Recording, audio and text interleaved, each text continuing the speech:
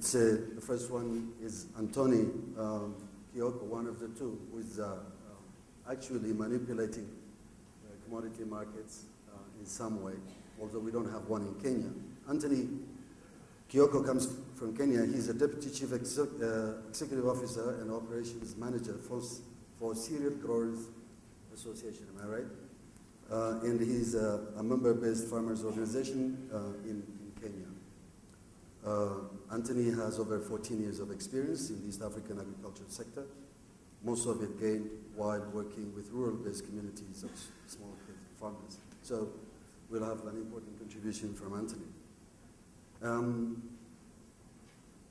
Lynn Brown is the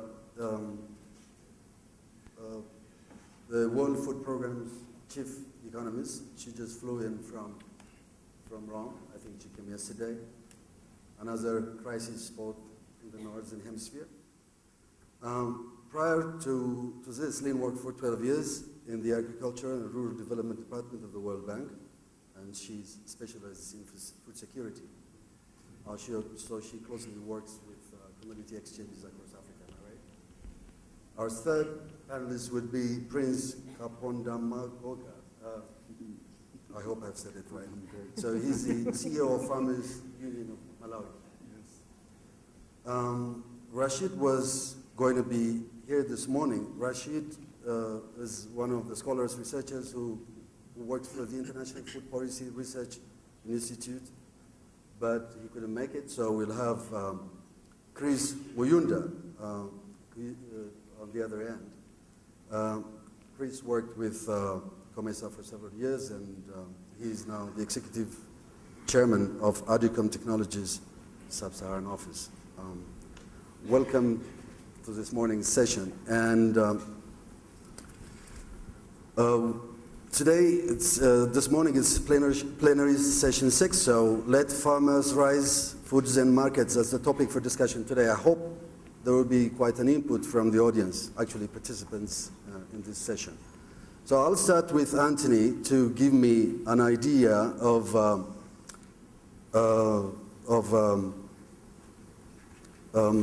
one of the major issues for this morning, actually the major one, how small-scale farmers in your country are connected to the market, or are they making sense in that regard? So each of one will have 5 minutes each to kind of articulate your views on what's going to come in the minutes after that. Okay, thank you, Tefera. Let me start by saying that, yes, in our opinion, that it is possible for farmers to get organized and get to be part of the markets that are available. And I could also start by saying farmer organization is not something very new. We all know that farmers have had cooperative societies as part of their life for many years. And it's only that many of them faced issues at some point, and it was not very successful, a discussion that I don't want to get into today, and I'm sure we also don't want to discuss that for now. But it is possible for farmers to get organized. We see that a lot in Kenya.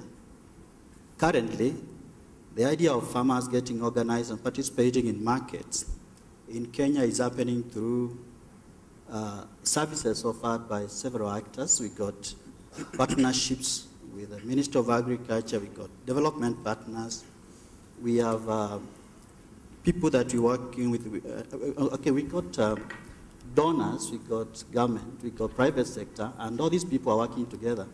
And as an association, our role is to work with all these people, because being a member-based organization, a lot of these farmers are members to our association, and so we are working with them. We work with organizations such as AGRA, USAID Compete, East African Grain Council. We work with the National Cereals and Produce Board, and increasingly now with World Food Programme through farmer groups to access markets.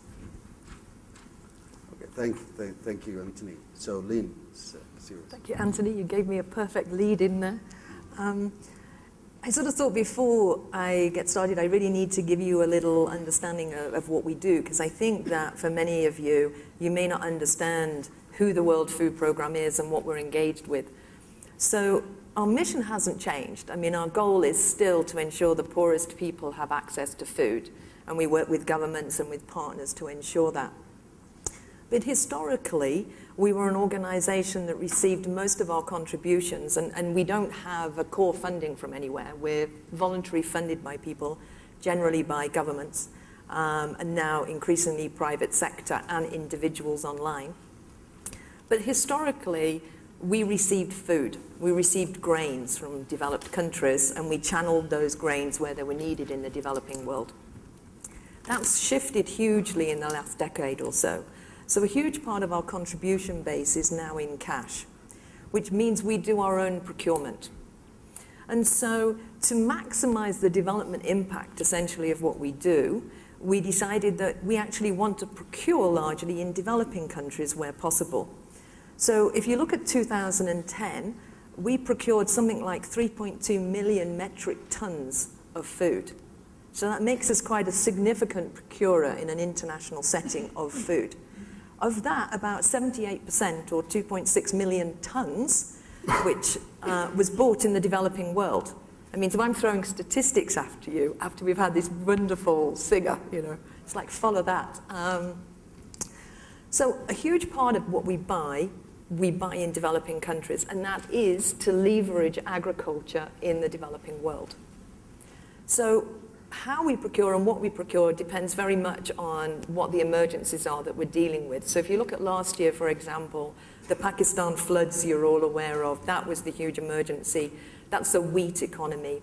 So Asia was the largest source of our procurement last year, but that was because 500,000 metric tons was essentially bought in Pakistan for their flood response. The second largest source is Africa. And in fact, last year, the leading source of procurement for WFP in Africa was Ethiopia, because it produces wheat, and it was the wheat that was required for Pakistan. So we are huge procurers in Africa. I think last year we spent close to $330 million US, procured close to 1 million tons of grain. So we recognize, well, we're having a development impact with fostering agriculture in Africa and in Asia. But does it reach smallholders? We recognize smallholders are some of the poorest people quite often. How do we reach smallholders? It's not viable for WFP to go and buy 50 kilos here, 100 kilos there, 25 kilos. It's just not possible for our organization to do that. And so with funding initially from Bill and Melinda Gates and now Buffett, so non-traditional donors in a sense, we looked at this initiative we call Purchase for Progress. How do we link smallholder farmers to procurement pipelines that we can then use?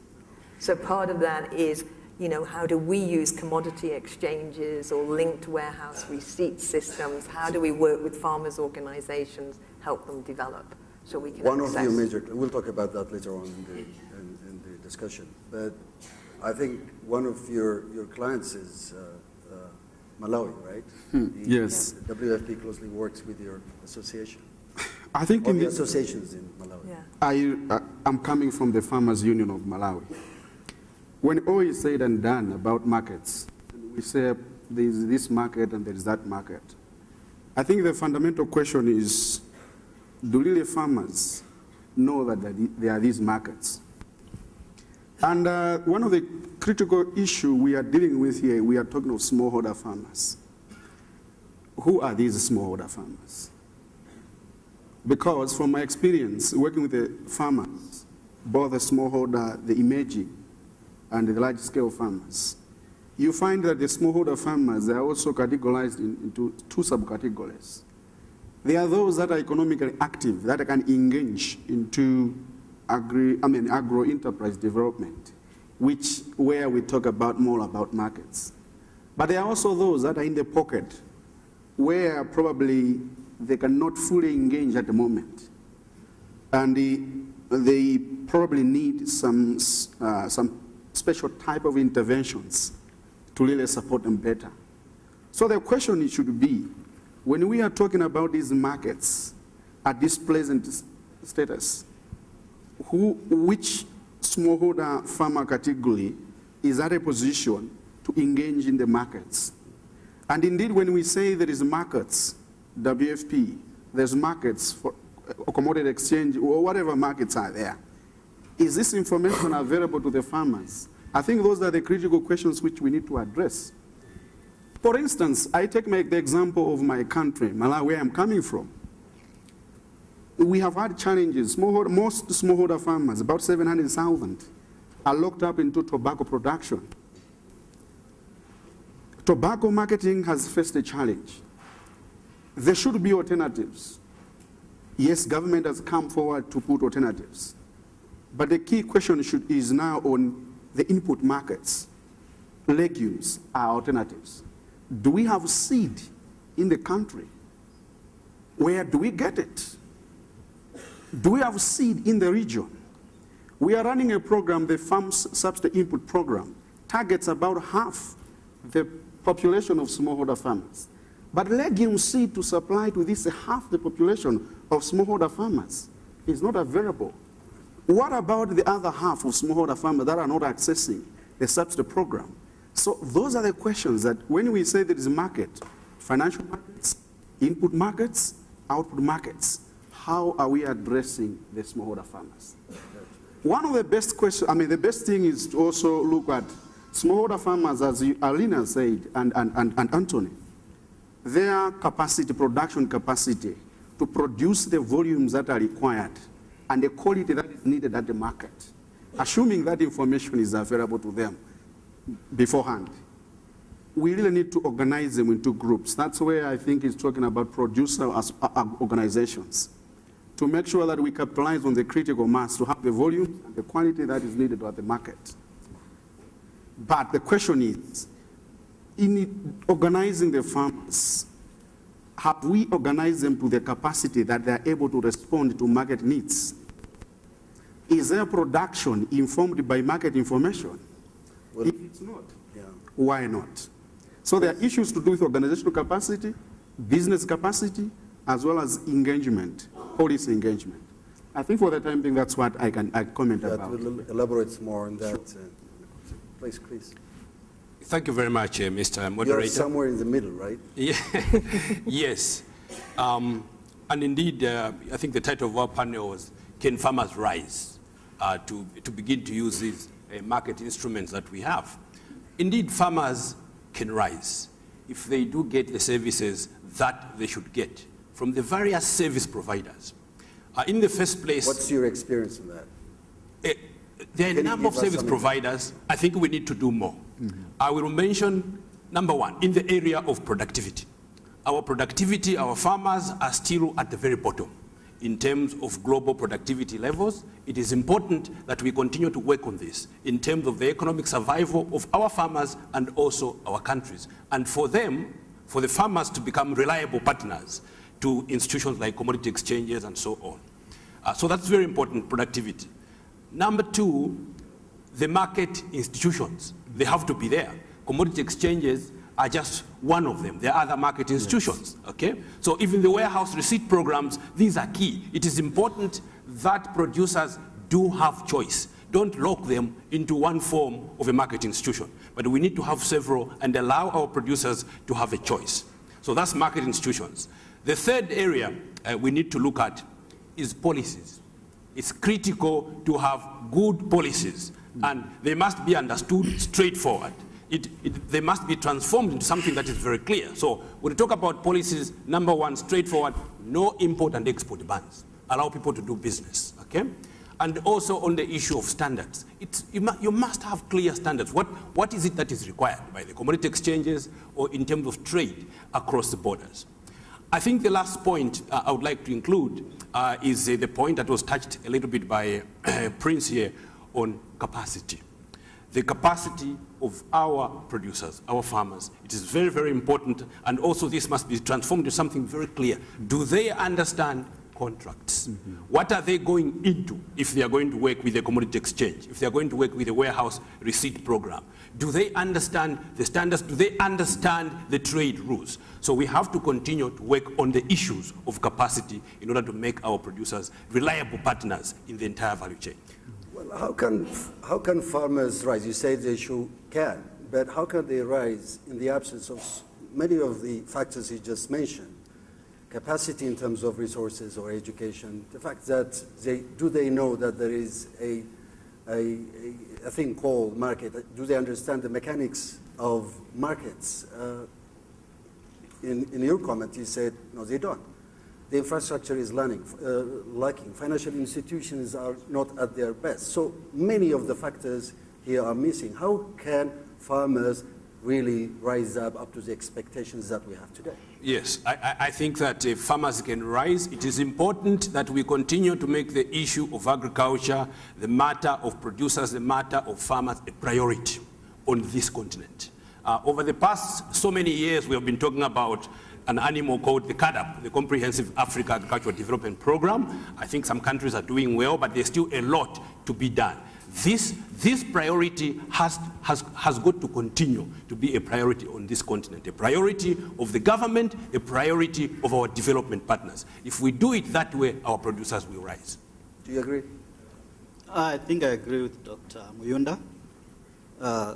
When you talk about farmers' capacity to rise and to take advantage of existing markets, it's not so much because they're not aware that these market opportunities exist, although that can be an issue sometimes. But it's more about their capacity to go to the market and participate as equal partners. And I think since yesterday the discussion has been brought forward that issues of volumes, productivity, understanding of quality and standards grading, and all these kind of things, if they are put in place, it is possible for farmers to come forward and take advantage of the market that is already there.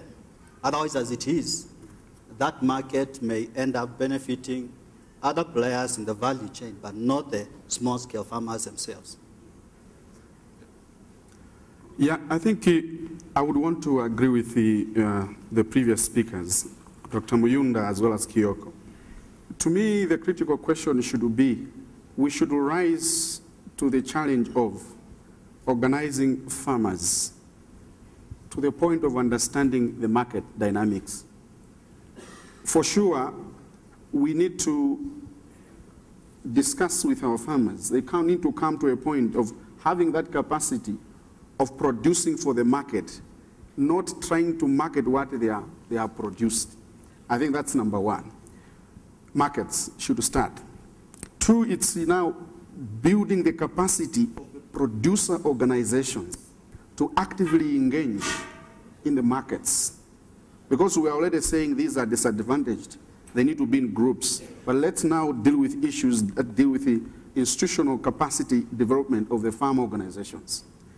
But also, let's look at linking the farmers to finance, credit. But now we are looking at a credit, developing a system that is watertight, a system that is linked to a market. Because somebody that wants to give resources to the farmers, borrowed finance, would want also to make sure that it's deducted at source. That's where I think the issue of having structured markets, it's a very important aspect. Finally, I want also to mention the issue of the governance of the value chain. Do we know the different proportions that the different players are able to collect as a profit margin? If a farmer wants to trade at a commodity, somebody wants to collect the produce and trade at a commodity exchange, does a farmer know what a commodity exchange is all about? How much, what is the price that is being traded there? Whosoever takes it there, do I have a fair gain in the profit margins? So to me, the transparency and accountability of the value chain is also an important process that the farmer needs to understand. Thank you. Did you get that? Yeah, I think it's interesting because we're talking about lots of different things, and I think we tend to often think sequentially, or we think about a focus on one thing. And if this is going to work, it all has to be sort of done together. You know, yesterday I think I was listening to a panel where they talked about farmers, the private sector, and government. And I sat there thinking, but farmers are the private sector. You know, a farmer is an entrepreneur, he's the businessman, and if you give him the opportunities, or actually more correctly often in the African continent, her the opportunities to do something, then they will do it. But often, you know, it's just extension, or it's just this, or it's just something else. And I think what we've learned in Purchase for Progress, in that, you know, it's still a pilot, so it's ongoing, it's a learning process, is it's a package of things. It's the standards, it's the seeds, it's the market information. Mm-hmm. But as you put things in, I mean, one of the things a commodity exchange does is if you've got transparent, more predictable prices, better market information, and availability to link into contracts. If, for example, you've also got a weather-based insurance system that a farmer can access as well, then the finance sector will actually come in anyway. Because now they know the farmer is covered if the weather fails. Now they know the farmer has a contract for what they produce going forward. So the banks and the finance sector will respond. So sometimes I think we have to do this and this and this. Actually, we have to put the enabling environment in place. We have to give the farmers the opportunity to establish capacity. And we need to recognize that the male farmers, female farmers, they're in competition. Men are competing as farmers, women are competing as farmers, so we have to recognize that too. But if you give them the opportunities, they will step up. I hear so many ifs here. If we can do that, this could happen. If you do this, a farmer then will be able to stand on its own feet and so on and so forth. What is your role here? I know that WFP, and he hinted on that, is one of the major buyers of crops from across Africa. Like, for example, you use the commodity exchange in Malawi as basically a fixer, not even a partner per se. Because you use the commodity exchange to help facilitate the procurement of whatever. I mean, I think WFP is always an evolving... Is that one of the ifs, or...? Well, I think for WFP, when we procure, our rules still mean that we have to procure competitively. So we're not going to come into this and say, well, here's a commodity exchange and we will subsidize the procurement from this. We will catalyze it. We can add value to it by saying we are a large procurer, this exchange is well set up, it's transparent, it has a good regulatory environment. Therefore, it's an exchange that we will do business in and we will procure in. But we will still procure at a competitive price. We still have to meet quality standards. I mean, in the Purchase for Progress pilot, one of the things, particularly in the maize market, that's been very apparent in Africa is the level of aflatoxins in the maize, which has given us a huge problem because we can't procure if it doesn't meet the quality standards. So that's why I'm saying all the parts of the system have to come together. And that's, in a sense, the governance role of agricultural policy, of looking at all parts of the system and bringing them together, not just investing in one half. We haven't talked, for example, about agricultural research, about getting new seeds out. I mean, one of the things we will look to do with Purchase for Progress is a partnership with a group called Harvest Plus, which many of you may know, which have been producing higher nutrient lines. So these are not transgenics, they are traditional breeding. But we have a vitamin A maize coming out in Zambia, we have high iron beans. For WFP, it's important that what we procure is also nutritionally relevant. So we'll shift towards that. We have a few commodity exchanges in Africa, right? Are farmers really understanding, either through the associations that they have created, such as the two represented here, or are they making sense? Do they understand that the commodity exchange are assets in terms of making a difference? Thank you. Let me start by saying that in Kenya we do not have a functioning commodity exchange as it is. What is been there over the last few years is an effort towards warehouse receipt system. But I would want to say that the principles are the same, up to the point including what Lynn is talking about.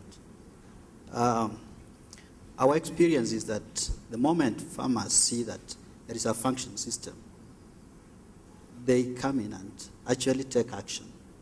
In Kenya, we have up to 40 farmer groups that are registered as vendors to supply to our food program, the P4P. And it's been amazing because through their participation in the P4P initiative, we see lots of emphasis now on quality and standards, and these has attracted other... P4P is purchase for progress. Yes, yes. Okay. And this has attracted, in our observations, the participation of other large traders. Where there is an intense activity of P4P, then you see other traders coming in, sometimes hoping to buy some of the bulk produce that is meant for our food program.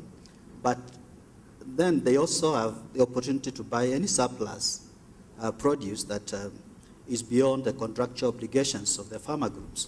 And overall, the picture has been that farmers are now able to participate at that higher level of trade, and they are supplying more to the traders. These are the traders, more than they're actually supplying to our food program. So that's been an awareness and an important observation that tells you that when farmers see the incentive, or they get the incentive, they are willing to raise and take advantage of the markets.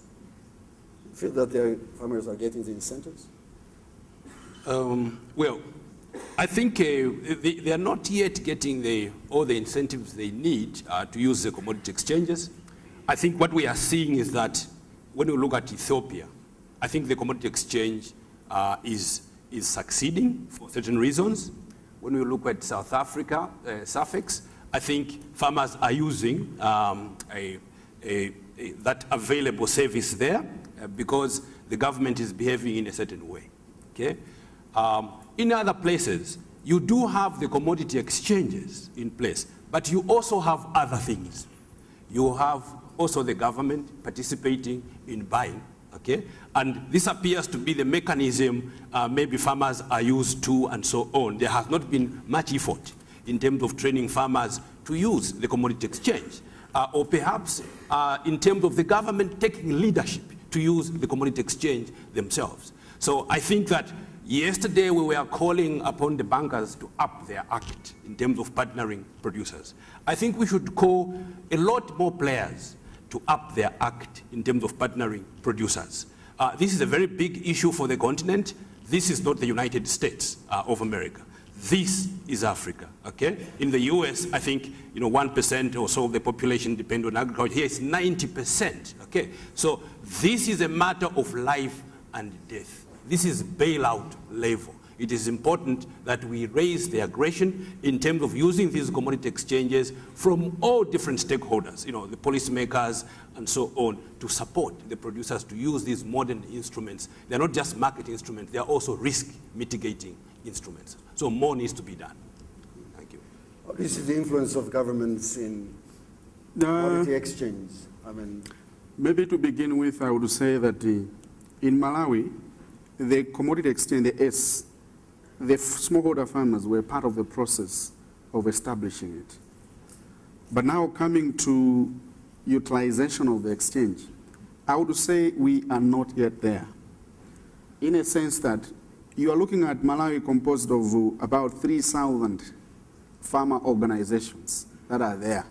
But to date, I think it's only 16 farm organizations that utilize, that access the commodity exchange.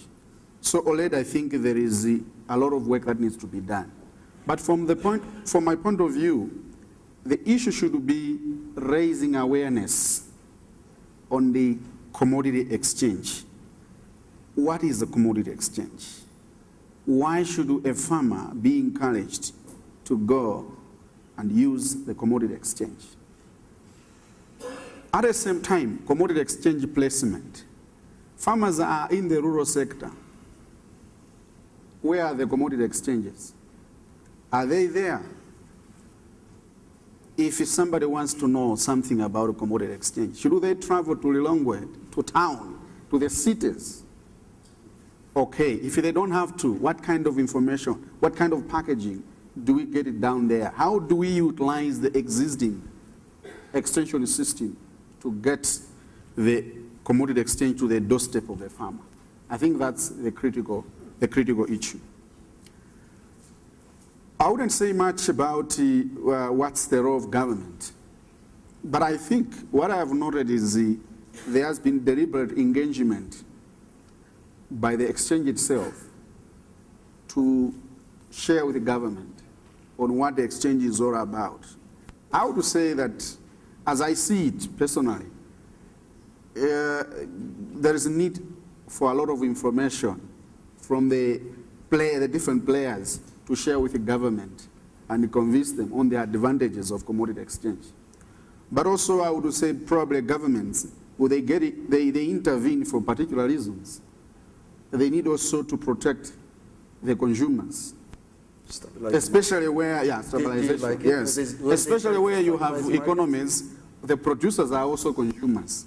So in those kind of circumstances, you really need to convince government. We really need to do that to make sure that those concerns from the leadership point of view are taken into account. So I think that's what I see, the situation. I think, the government's role is an enabling environment, creating a level playing field, recognizing different actors, the difference between a smallholder and a large commercial farmer. But I think, I'm going to go back to the price volatility discussion of yesterday. An important part of this is transparency, is knowing what's happening. And there was a discussion yesterday mentioned about governments and commodity exchanges, and the commodity exchange essentially revealing the volatility, not being the cause of the volatility.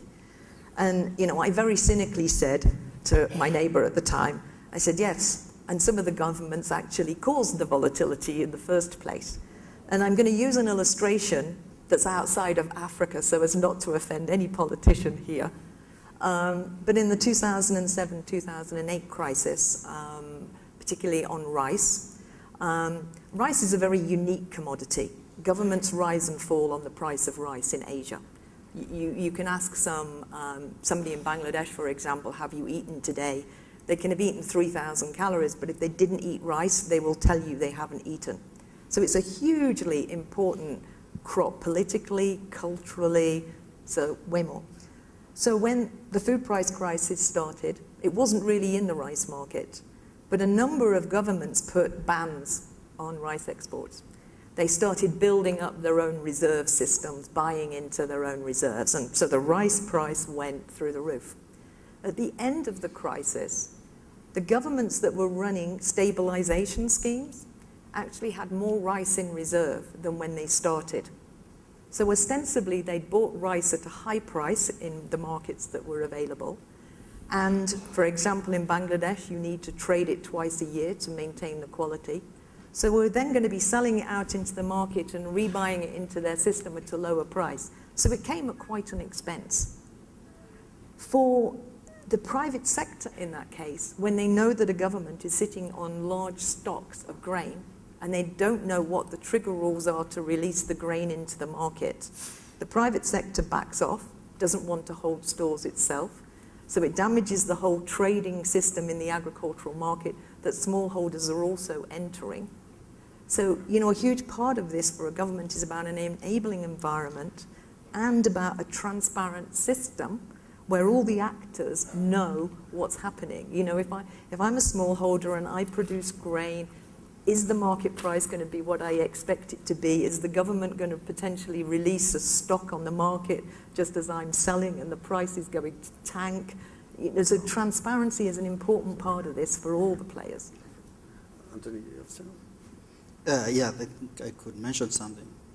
Not going to the issue of government, but suffice to say is that government is important. In Kenya, I talk to different people, and depending on which corner you are, it would either be intervention or it would be interference. but government has to play their role. But more importantly, I see the role of government as being able to put together the different actors that are working with farmers, because they are probably the only institution that has got the most dispassionate, involvement with farmers. And therefore, they are able to talk to the donor community, to the farmers themselves, to private sector companies, and to all kinds of players, and make it work in a more efficient way without duplication of effort, without reinventing the wheel and all these kind of things. But having said that, that is just one part of the story. The rest of the fundamentals must still be in place. We talked about the effective market information system, the supportive banking system, and insurance, like Lynn mentioned. We're talking about the infrastructure, not only in terms of the warehouses that must be close enough to the farmers for them to put together, aggregate their produce without having to travel long distances, but also on the road network. Because sometimes the difference between a farmer getting to the market and losing their crop may depend on the last 5 to 10 kilometers to the market. So we need to see all these things falling in place. We also need to see transparency, like Chris mentioned, in terms of the things that go into determining the price, the other market forces. We need to see transparency in the way standards are determined. And occasionally you get a sense that what lacks in some of these markets is an independent and trusted standard certification agency that can be trusted by both parties, buyers and sellers, and producers. Sorry. Okay. I'll open the floor for questions from the audience and participants. If there are any.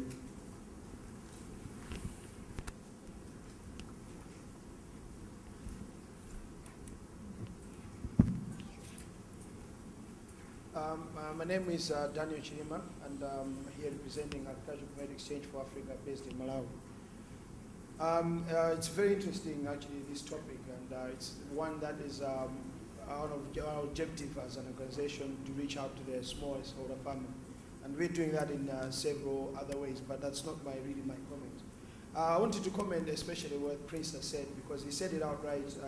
There are 4,000 farm organizations in Malawi, and we're only reaching out about 16 that know us. And the 16 that know us practically know us because we got a funding which allowed us to train them about commodity exchanges, how they work, and they got to understand how they can benefit from it and the value from it as well. So because they're getting that value, they've been able, from last year, they traded on it, and this year they've been trading on it as well.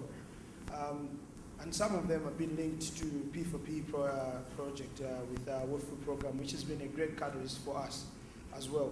But I wanted to paint a picture to Prince a little bit, and maybe to all of you.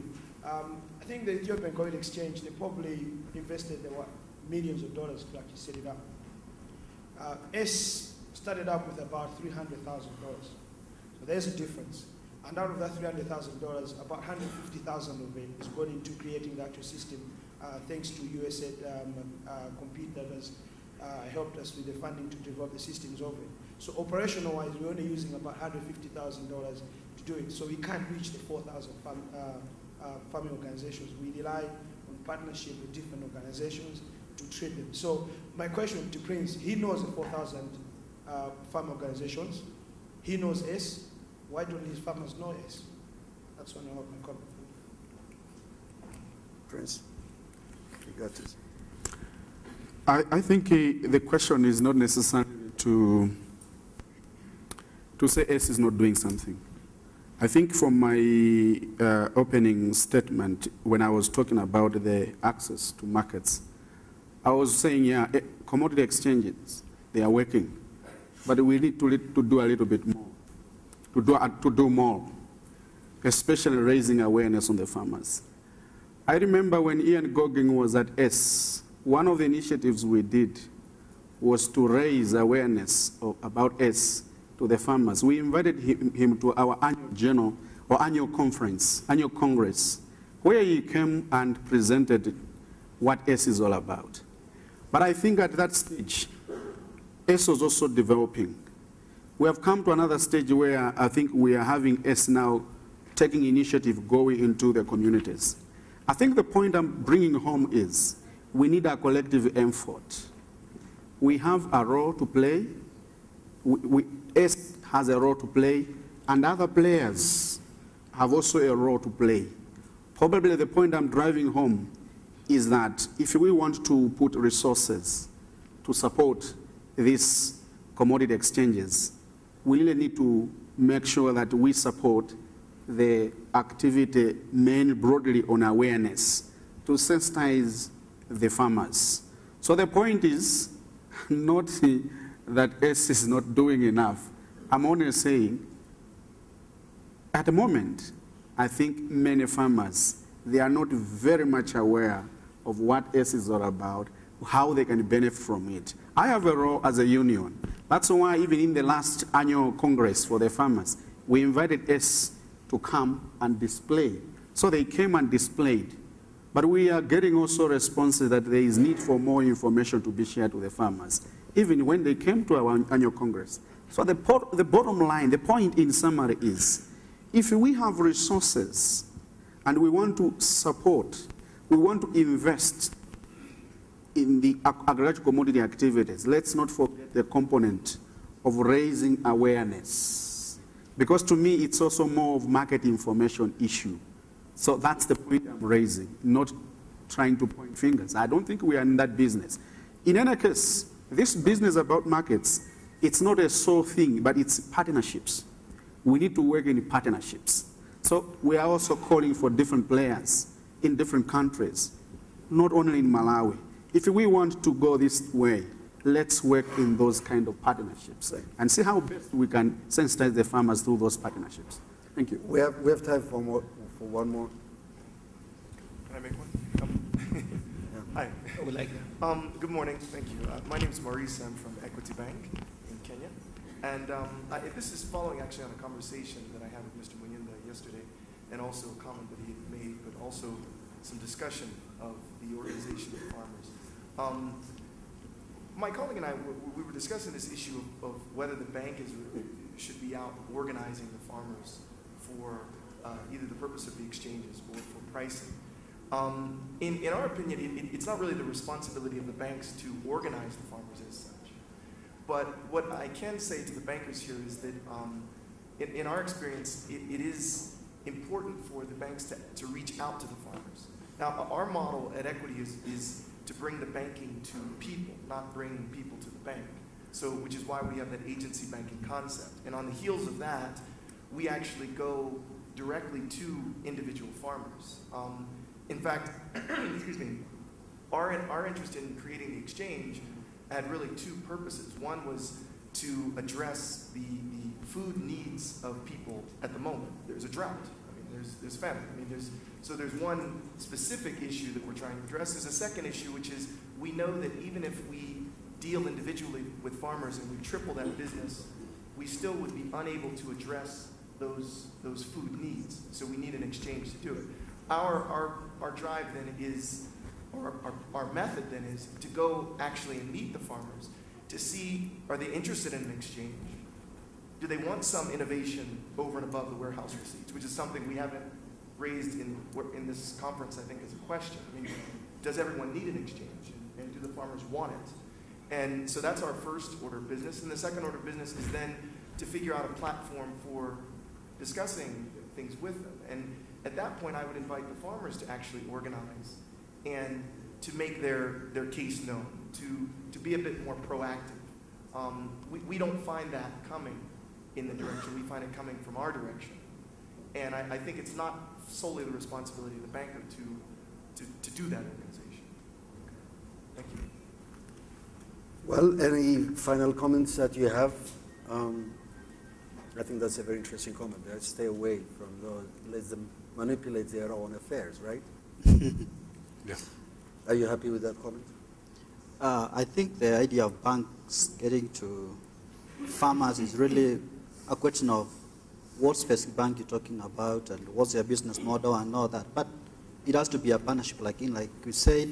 If it's in our experience, we've got some farmer groups that we've assisted Equity Bank to access, and we've also been aware of some that they're working with after they've already started working. So I don't think there is a very clear line. The idea is we all be positive and agree that there's need for awareness, and we go to create it in partnership with as many guys as possible. Lynn, final comments? I think We're wrapping up momentarily. Sure. I mean, I think farmers will produce if they have a market to produce for. You know, I've met farmers who sort of say, well, there's no point producing anymore because I don't have anywhere to sell it and the price will just go down and I will make a loss. So, you know, it's linking the parts of the system to give them a market, but it also has to be a relatively predictable market. I mean, there will always be volatility in agriculture because of whether, you know, demand and supply will change, but particularly supply will change. So we'll have some volatility, but there needs to be a predictable part of it, which is transparent. So you need to put all the pieces in play. I mean, from the World Food Programme perspective, you know, we will play in a transparent, competitive system. You know, that's the rules of the game that we have to play by, you know, with procuring quality grains, you know, in a competitive, transparent market. So. Chris, you have a few seconds. Yeah, just to say that it's important for all of us to remain committed, continue to be focus on productivity, have good policies, have market institutions, and also focus on building the capacity of producers. Thank you. Well, thank you very much, Chris, Prince, Lynn, and Anthony, for this insightful conversation. And thank you very much to the audience. There is an announcement here. We're now closing this session.